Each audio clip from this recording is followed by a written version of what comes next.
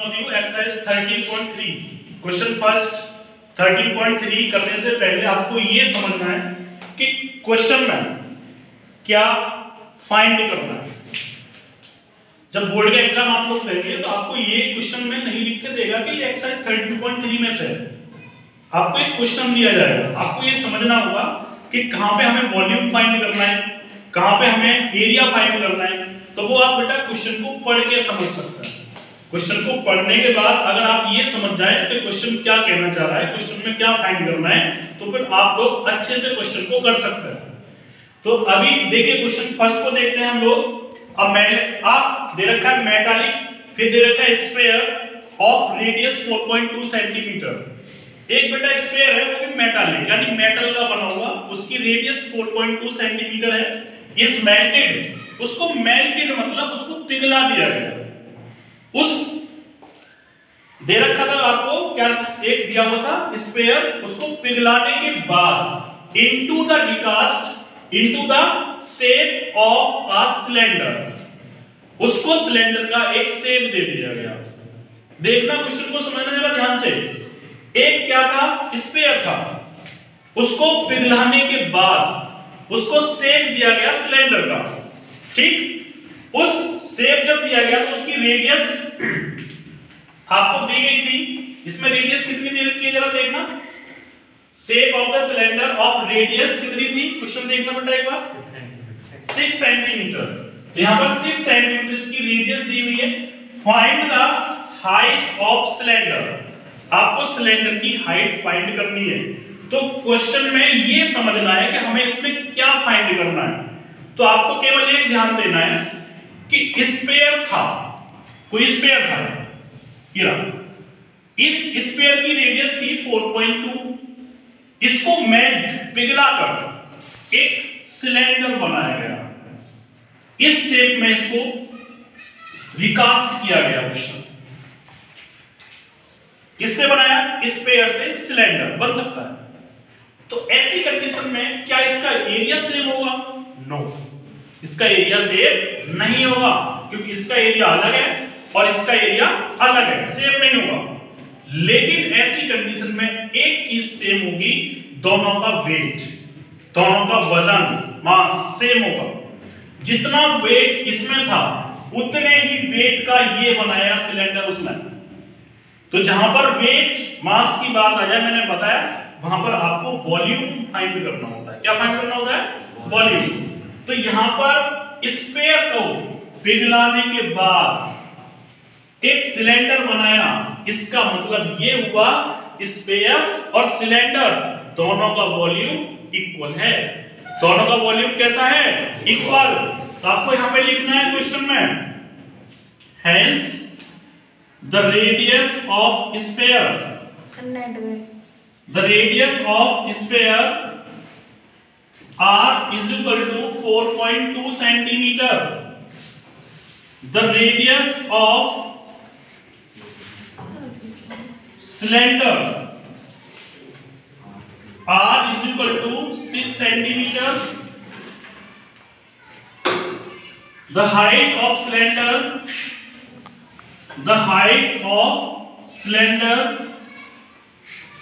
यानी h to be find, h आपको find करना है। और ये सिलेंडर कैसे आ गया? रिकास्ट इनटू सिलेंडर, सिलेंडर में इसको मतलब उसने किया, इसलिए सिलेंडर आ गया। ठीक है, अकॉर्डिंग टू क्वेश्चन,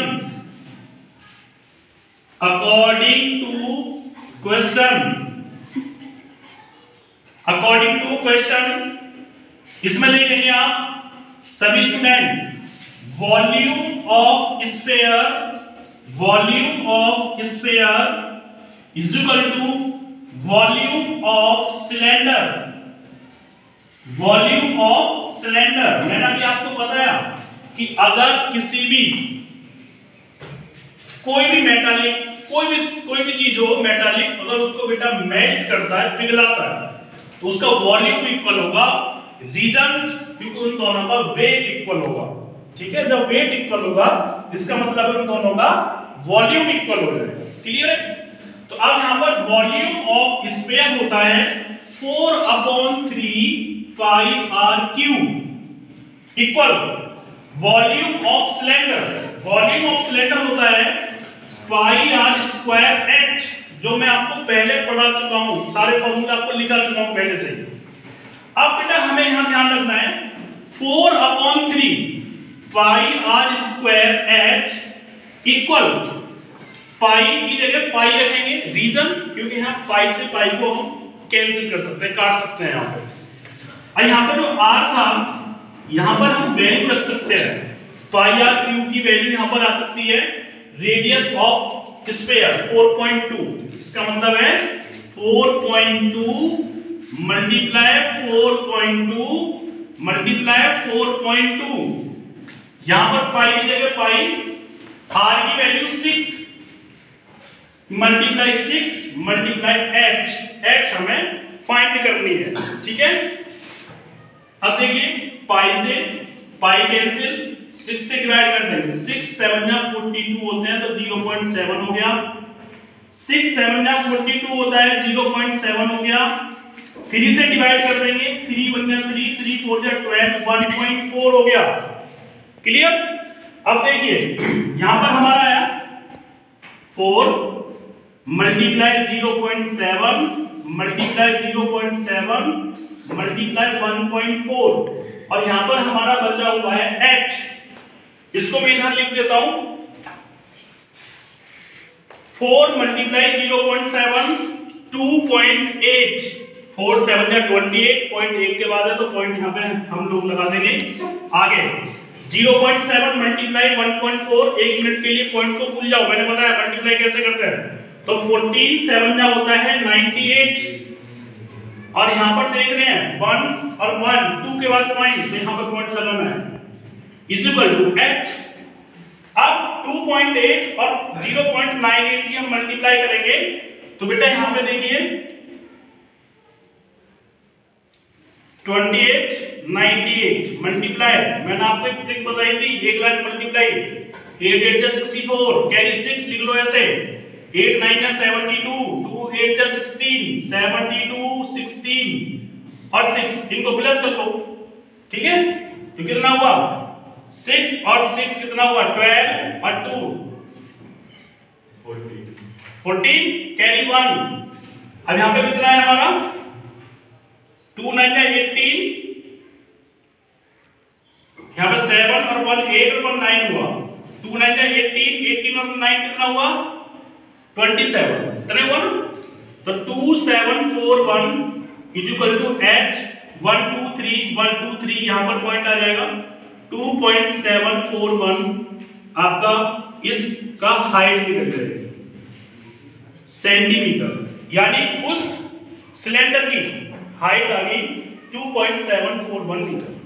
अब सेकंड क्वेश्चन देखेंगे, metallic spheres of radius 6 centimetre 8 centimetre and 10 centimeter are melted to form a single solid sphere. Find the radius of the sphere. अब इस क्वेश्चन में क्या दिया हुआ है, इस क्वेश्चन में दिया हुआ है कि मेटालिक स्फीयर्स है। अब तक एक था स्फीयर, अब 3 स्फीयर दे दिए और तीनों स्फीयर की रेडियस अलग अलग दी हुई है आपको। फर्स्ट की 6 है, सेकंड की 8 है, थर्ड की 10 है। आगे बोल रहा है are melted to a form of single solid sphere, उसको पिघला दिया गया और इसको एक फॉर्म बनाई, एक इसको रूप दिया, आकार दिया, वो भी कौन सा सॉलिड स्फीयर, एक स्फीयर बना दिया, तीनों को मिला लिया और एक सिंगल बोल रहा है सिंगल सॉलिड स्फीयर बना दिया, ठीक है। Find the radius of sphere, आपको उस स्फीयर की रेडियस फाइंड करनी है। तो सबसे पहले क्वेश्चन में वो लिखा करो जो क्वेश्चन में दिया हुआ हो, ठीक है। उसके बाद क्या फाइंड करना है जब कैलकुलेशन किया हो। मैंने अभी आपको बताया कि जब तक आपको ये नहीं पता होगा कि क्वेश्चन में क्या दिया हुआ है, क्वेश्चन में क्या फाइंड करना है, आप क्वेश्चन को सॉल्व नहीं कर सकते। तो यहां पर 3 स्फीयर दिए हुए हैं, तो आपको लिखना है द रेडियस ऑफ फर्स्ट 3 है तो फर्स्ट ले लिया, फर्स्ट स्फीयर। मेटालिक लिखने की जरूरत नहीं, लिख लो, अच्छा है। मेटालिक स्फीयर यानी R1 is equal to 6 centimetre. The radius of second metallic sphere, इसको हम R2 ले लें, 8 सेंटीमीटर, ठीक है। The radius of third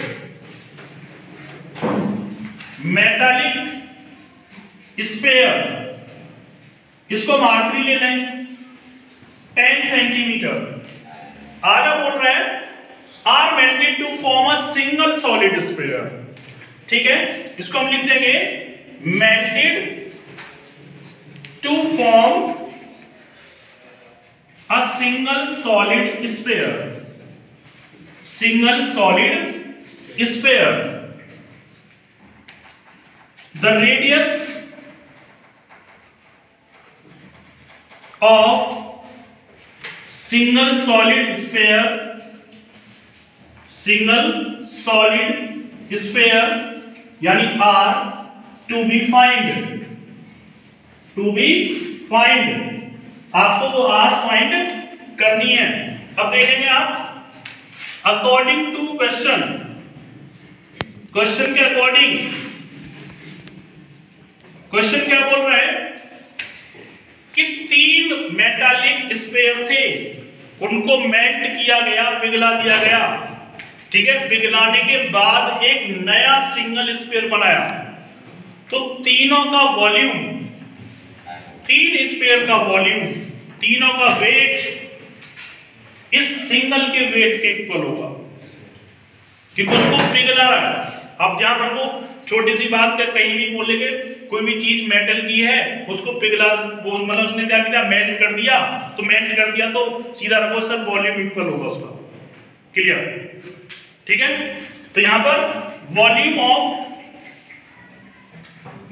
of first sphere plus volume of second sphere plus volume of third sphere equal होगा volume of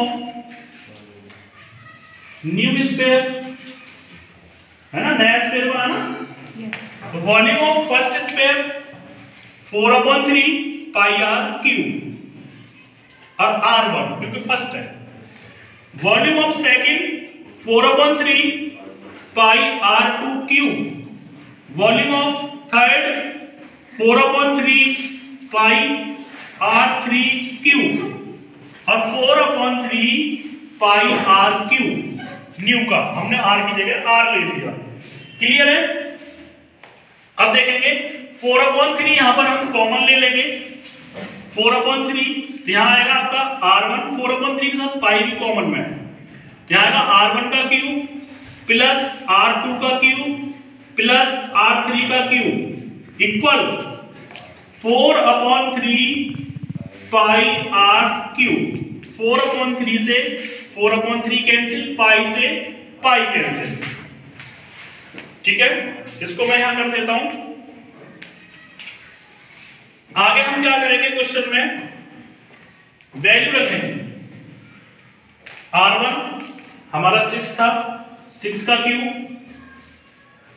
R2 8 है, 8 का cube, R3 10 है तो 10 का क्यूब इक्वल R क्यूब। अब हम यहां देखेंगे 6 का क्यूब करेंगे 216 आएगा, 8 का करेंगे 512 आएगा, 10 का करेंगे 1000 आएगा, इज इक्वल टू